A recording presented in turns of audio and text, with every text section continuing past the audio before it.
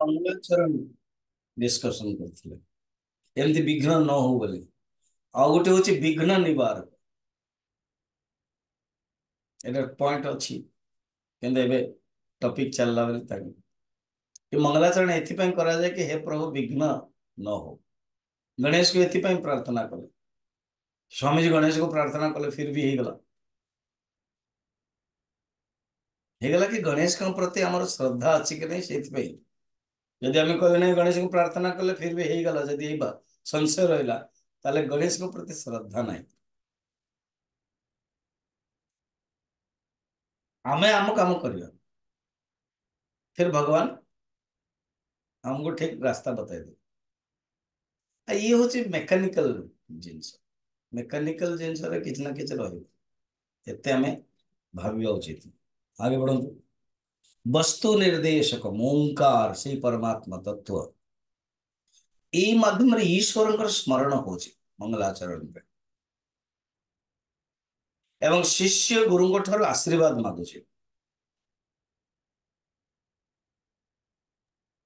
मंगल आचरण एमिति आचरण करा जाए जो का मंगल हो शुभ हो शुभ मंगलमय हो शुभम मंगल हो अनुबंध चतुष्टय मत देखते भितर कौन से कार्यर प्रारंभ रे ये गोटे परंपरा ये गोटे नियम विघ्न न हवा ପାଇଁ जोटा କହିଥିଲା समापन मध्य समाप्त ठीक हो एवं अंतकरण मनर गोटे भल प्रभाव पड़े एवं गुरु शिष्य को भीतर संबंध बहुत सठिक रहिबो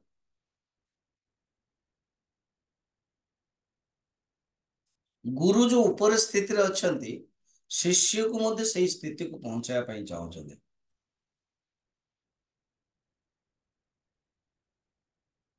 एवं ये गोटे शिष्टाचार ପାଇଁ ये गोटे शिष्टाचार सिस्टम कस्टम ये होचे मंगलाचरण अनेक पॉइंट मु कहिदली बर्तमान आमे आगे आरंभ करिया स्टार्ट साधन चतुष्टय अच्छा वो एठी तत्वबोध रे भगवान कौन करछन्ती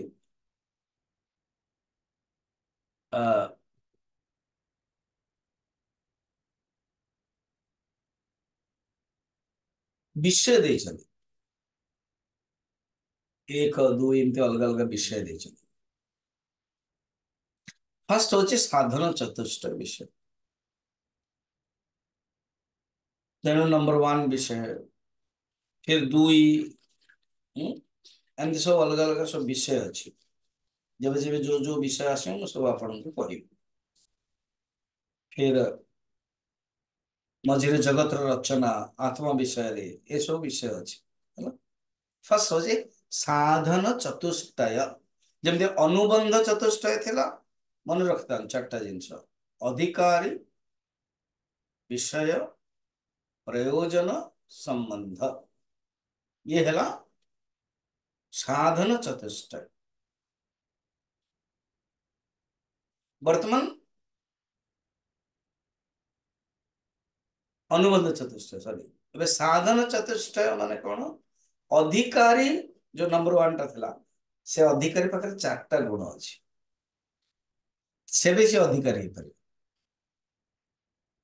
से चारोटी गुण को ही साधन चतुष्टय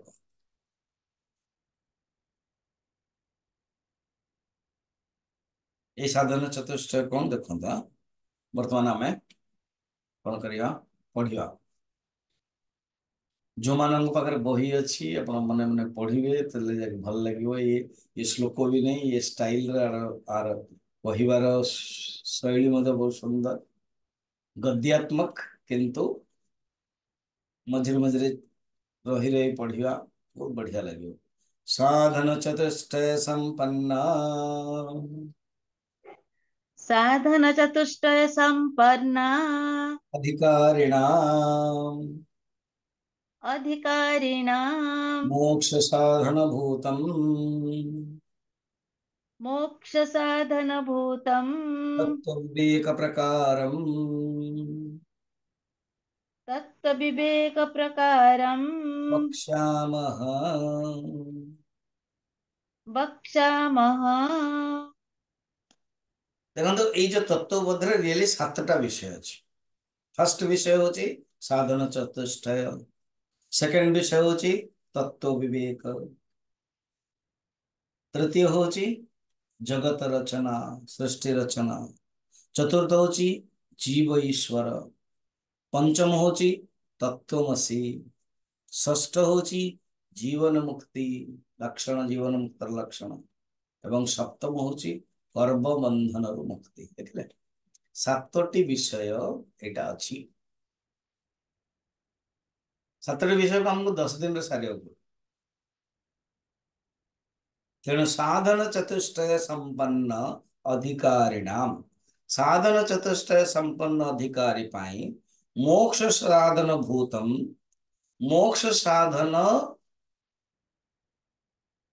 मोक्ष साधन करिवा लोक किए तत्व विवेक मोक्ष साधन कराउछि। जमति बर्तन जूम प्रवचन कराउछि। जूम नहले प्रवचन हेई परिबनि, कनेक्ट हेबनि।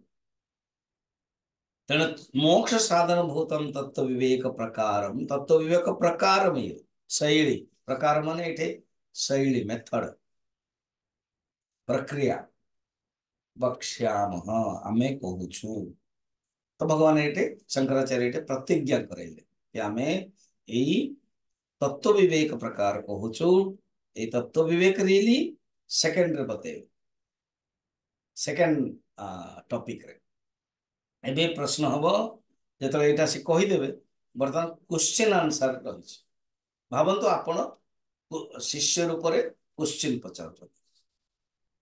कौन पचार देखो नेक्स्ट एकाथर के साधन चतुष्टय 4 से 4टा जिनस पचार दौरान मुझे जानापी चाहूँगी।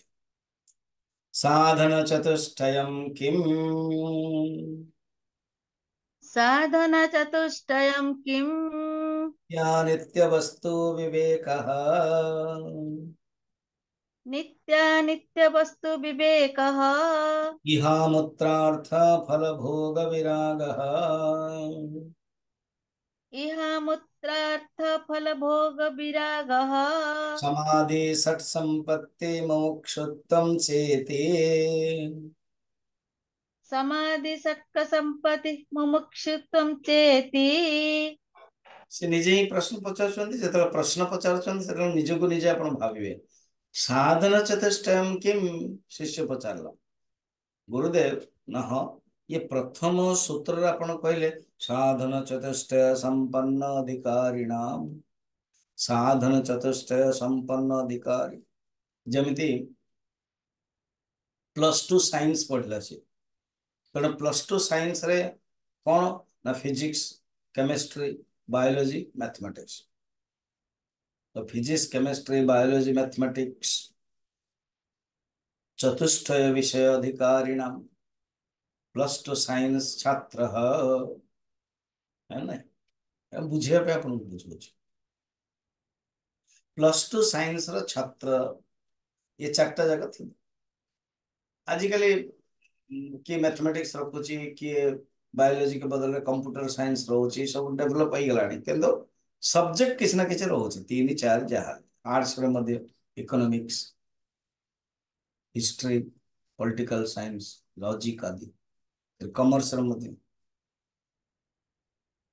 तो ठीक से ये कहते ये साधन चतुष्टय कौन आम जानापी चाहूँ 4टा जिन ना यस नित्यानित्य वस्तु विवेक।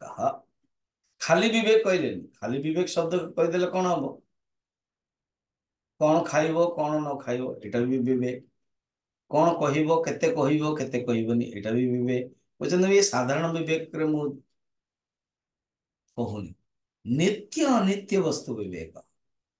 विवेक माने कौन आगे पर हम विचार करियो। नित्य और नित्य कौन विवेक करा। अच्छा ये हूँ नित्यानित्य वस्तु विवेक साधक पाखरे क्वालिटी रहा दरकार। क्वालिटी एटा जमती आप लोन नेबाई जी ना होम लोन, तो होम लोन क्वालिटी थे आप घर अच्छी कि नहीं, से घर उपर केते जन अधिकारी अच्छा, ପଟ୍ଟା ଅଛି କି ନାହିଁ, ଏମିତି ସବୁ ଅଛି।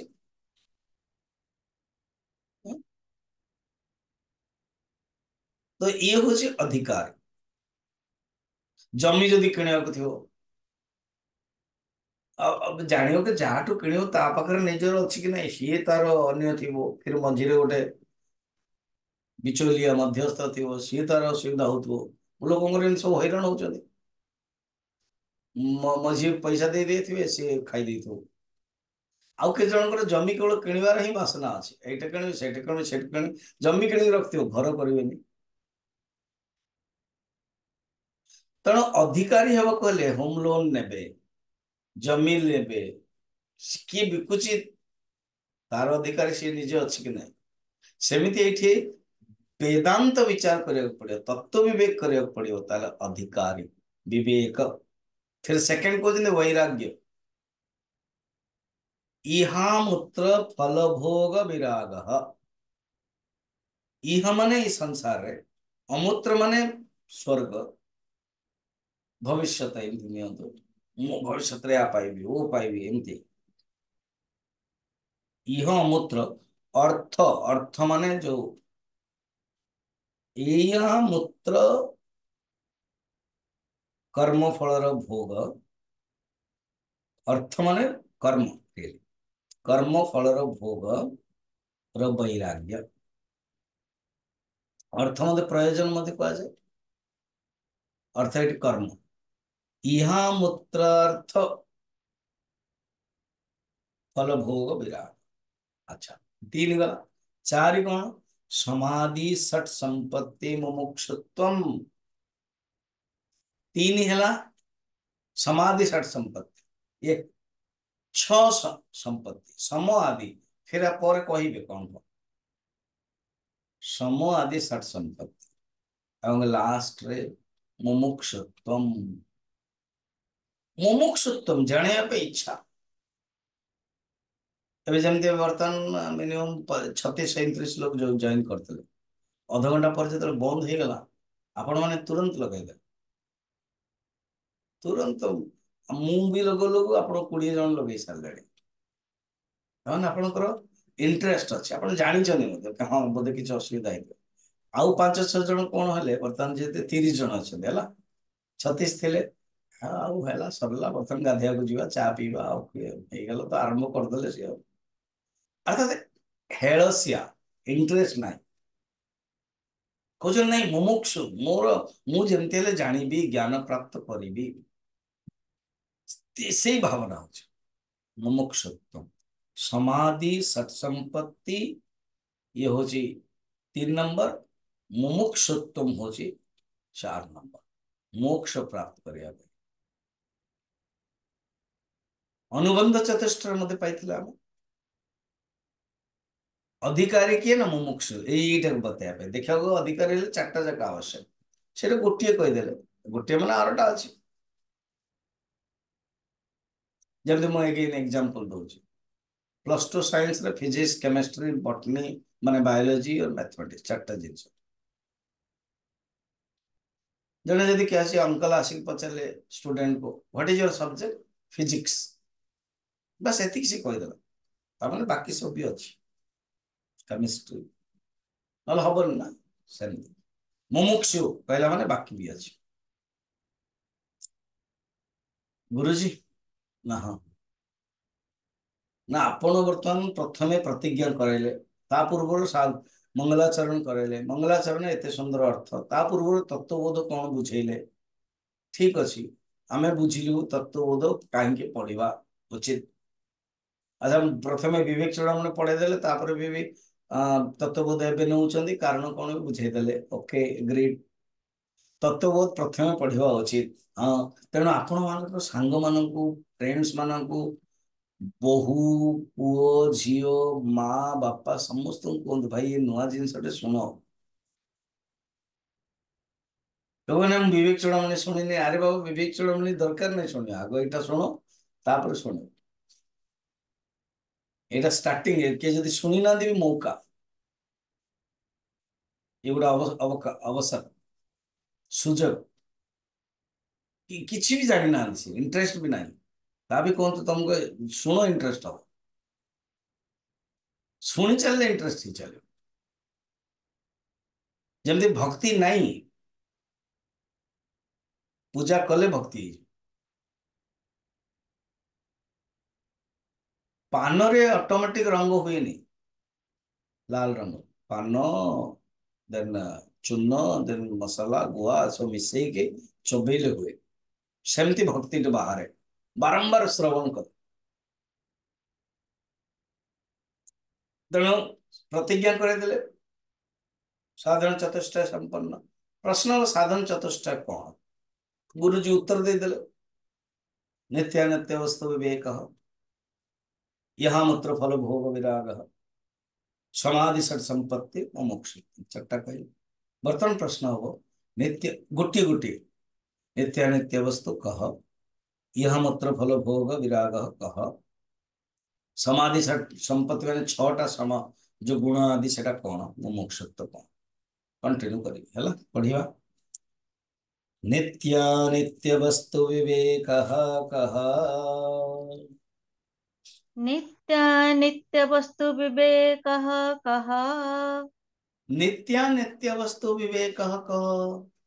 प्रश्न हो कि नित्यानित्य वस्तु विवेक कौन, कण नित्यानित्य वस्तु विवेक आम जानापी चाहूँ।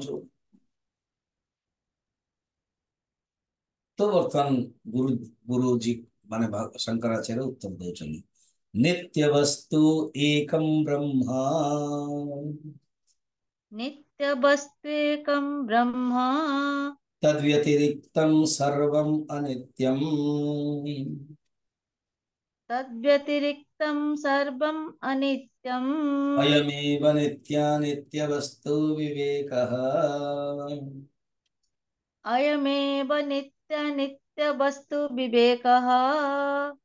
विवेक गोटे शब्दटे अच्छे है, बहुत लोग जो व्यवहार करते ना प्रवचन भी बहुत ज्ञानी माने सब उत्तर दियो, बुद्धि एंड विवेक रे जानी पारंतनी कौन। बुद्धि होची गोटे इंस्ट्रूमेंट, आसीबो बुद्धि कौन परिभाषा सब आसीबो, एवं बुद्धिर जो कार्य ता होची विवेक। मन रखना, बुद्धि होची गोटे इंस्ट्रूमेंट, अंतःकरण शब्द आसीबो, तार ना होची बुद्धि, निश्चयात्मिक बुद्धि एमती आसीबो परिभाषा। बुद्धिर काम होची विवेक करवा, जमती चाकू एवं काटिवा। चाकू इज ए इंस्ट्रूमेंट, काटिवा होची तार काम। सेमती बुद्धिर काम होची विवेक। आ विवेक शब्द कौन, बीच बोली गोटे धातुटे अच्छे, प्रत्येक शब्दटे गोटे धातुर आसे। बीच माने पृथक करणे, बीच विवेक माने जेटा पृथक करिवो, ताको पृथक करणे, जेटा अलग अलग करा जाए। से नित्य कौन और अनित्य कौन, व्यवहार रे मध्य हम विवेक प्रयोग करूछु। व्यवहार रे मध्य हमें विवेक बिना हो हबनी।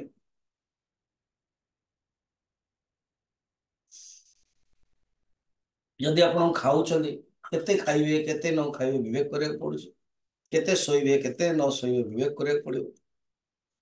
काहाकू केते कथावार्ता हबे विवेक करे पड़ियो। सबु जिनसर विवेक आवश्यक। कहते विवेक व्यवहार होची बुद्धिर, किंतु व्यवहार जो किंतु सेई बुद्धिटा को बर्तमान नित्य कौन और अनित्य कौन विचार कर। विवेक माने कौन, विचार करियो। जी विचार करि परियो से ही साधक कहि परियो। तेणु विवेक बड़ा प्रसिद्ध। मोर मन अच्छे कलकत्ता रे जतले मु इंटरनेशनल बुक फेयर हुए, से आम मान चिन्मय मिशन रो स्टॉल हुए। तो क्या आम डाकू इनागुरेशन करने, एवं आम खबर दो तो ये सांबादिक जो ये वाला आसती, मीडिया वाला आस, तेणु से पूर्व मोर इंटरव्यू नेला बहुत वर्ष पूर्व घटना। सी जस्ट पचारदेला, व्हिच अनेक प्रश्न था स्टार्टिंग से भीतर गोटे Which value you value most? Question is beautiful. को वैल्यू को आपण को बहुत भल लगे सेटा मु उत्तर देथिले विवेक। प्रत्येक जिनस विवेक करे, खाइबा पूर्व विवेक, पढ़िबा पूर्व विवेक, सोइबा पूर्व विवेक, सब जिनस विवेक करबा ही गोटे वैल्यू। आ हाईएस्ट विवेक कौन? नित्य कौन और अनित्य कौन? नित्य कौन ना कहते नित्य वस्तु एकम ब्रह्म। नित्य वस्तु कौन? नित्य इज इक्वल टू ब्रह्म ही नित्य। ध्वंस भिन्नत्वे सती ध्वंस अप्रतिबोध अप्रतियोगित्व नित्यत्व गोटे शास्त्र रे नित्यर परिभाषा कह। सारा संसार रे नष्ट होछि, जार केपे हेले नष्ट होबनी और स्वयं ध्वंस रूप मध्य नुह एवं से निजे जार भी होबनी, माने जार नष्ट भी होबनी और नष्ट स्वरूप मध्य नुह। ताकू नित्य को न्याय शास्त्र कह जाए। ध्वंस अभावर अवांतर भेद रूप, ध्वंसर अभाव जी केते जन कौन उत्पन्न हुए नष्ट हुए कि ये उत्पन्न भी होबनी नष्ट भी होबनी। ध्वंसर अप्रतियोगी से ध्वंस अप्रतियोगित्व नित्यत्व नित्य नित्य वस्तु एकम ब्रह्म तद व्यतिरिक्त ये गोटे ब्रह्म को छाड़िला परे आउ जेते अछि से अनित्य। अर्थात एकमात्र ब्रह्म सच्चिदानंद ब्रह्म नित्य वस्तु ताकू तापर आपण भावना माया ईश्वर ईश्वर से अनुसार भी अनित्य कारण ब्रह्म तामाने कौन ईश्वर जो ड्रेस टा जो उपाधि टा से अनित्य। ईश्वर और ब्रह्म एक। ईश्वर जो ड्रेस पिंधि दिए माया ए ब्रह्म जो ड्रेस पिंधे माया ईश्वर हो जाते हटई दिंत माया को देन ब्रह्म और ईश्वर गोटे ही गले सेमती हटई दिंतु अविद्या को देन ब्रह्म और जीवात्मा गोटे ही गले। थोड़ा उपाधि ईश जीव यो भेष दीर्भिदा उपदेश तेणु परमात्मा गोटे नित्य वस्तु बाकी छाड़ी तद व्यतिरिक्त सर्वम नित्यम एटा ही नित्यानित्य वस्तु विवेक। ब्रह्म सत्यम जगत मिथ्या इति एवं रूपम विवेच्य सोयम नित्यानित्य वस्तु विवेक। विवेक चूड़ामंडल मध्य यही थिला। अच्छा थिला कि हाँ एवं विराग कौन आ गोटे देखिदबा आज विराग कह विरागः कः इह स्वर्ग भोगेशो इह स्वर्गभोगेषु इच्छाराहित्यम। इच्छाराहित्यम्। विराग कौन आपण कहते यहाँ मूत्र फल भोग विराग विराग कौन ना इह ए संसार रे आ स्वर्ग रे भोग प्रति इच्छा राहित्य कौन सी इच्छा नहीं ताहा ही वैराग्य। अच्छा वैराग्य माने कौन ना कौन सी इच्छा न रखिबा। वैराग्यर हेतु कौन वैराग्यर कारण कौन केमती वैराग्य हम ना कहते भोग रे दोष दर्शन देखिले वैराग्य हो जमती काकविष्ठायाम विवेक चूड़ामणि उपरक्षानुभूति तो स्पष्ट श्लोक अच्छे काकविष्ठायाम काकविष्ठा माने काकविष्ठा खाद्य आपण खाइबा पे जस्ट जाउछथि पड़ी गला काकविष्ठा खाइबा नहीं वैराग्य।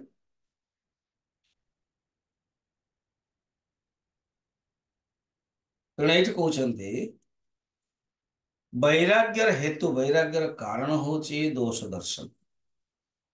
वैराग्यर स्वरूप कौन ना भोगर त्यागर इच्छा ଇଏ ହଉଛି ସ୍ୱରୂପ। ଆଉ ବୈରାଗ୍ୟର ଚରମ ସୀମା କଣ?